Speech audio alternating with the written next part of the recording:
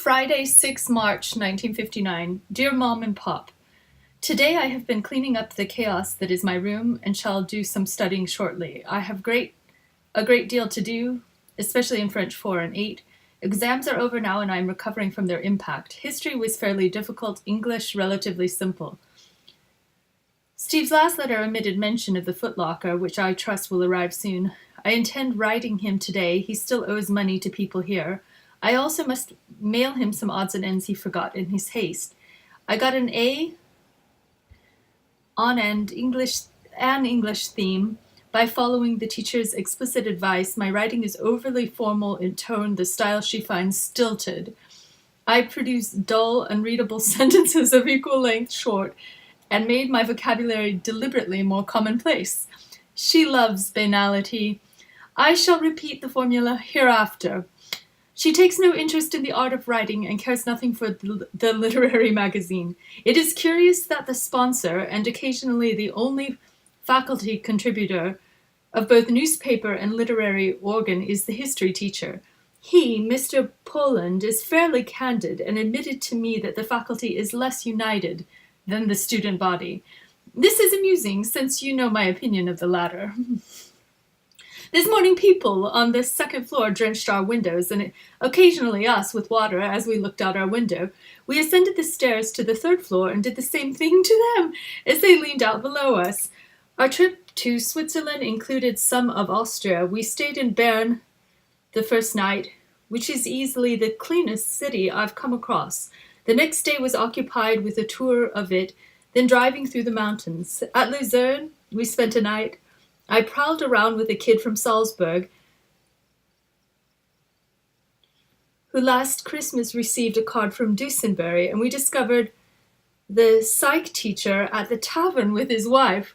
The day following, we toured Lucerne, which I found beautiful, spanned by 2 wooden bridges, and around the city a medieval wall secures the place against attack. The streets ramble, narrow and ancient amidst decayed buildings. The churches are without exception historic, representing Renaissance and Baroque architecture. I should like to revisit Lucerne someday. Most annoying throughout the tour was the insistence upon the 4 languages, Deutsch, Francais, Italian, and a Roman tongue, which allegedly is the closest extant equivalent of Latin. My attempts at French were pretty much thwarted by the natives' predilection for English at all times. We ate our Sunday lunch in Zurich, the town I liked least since it was large and partly industrialized. But our lunch, the Swiss are noted for a dish called a fondue, which consists of a boiling pot, flames and all, set before you, of bubbling cheese cooked with wine. A plate of bread squares are supplied, forming an ample serving for 2. I thought we really ought to please the 2 Swiss opposite us, who were amused by our American aspect, and pour the cheese over the bread or something, but we ate it according to convention. The bread one spears and dips into the cheese wine mess and eats one at a time. An awfully enjoyable trip, well worth the money. I almost got a hand-painted mug too. I did get beaucoup de beer coasters, including one curiously advertising Barbara Brau, which I presented to Bode. I am enjoying Liza very much. I like the naturalistic treatment of sordid material.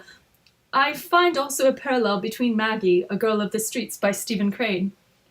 Written in the same decade and acknowledged to be the forerunner of all American realistic novels of the Hemingway-Nelson-Algren school, it details the life of a similar gal on the Bowery of the 1890s.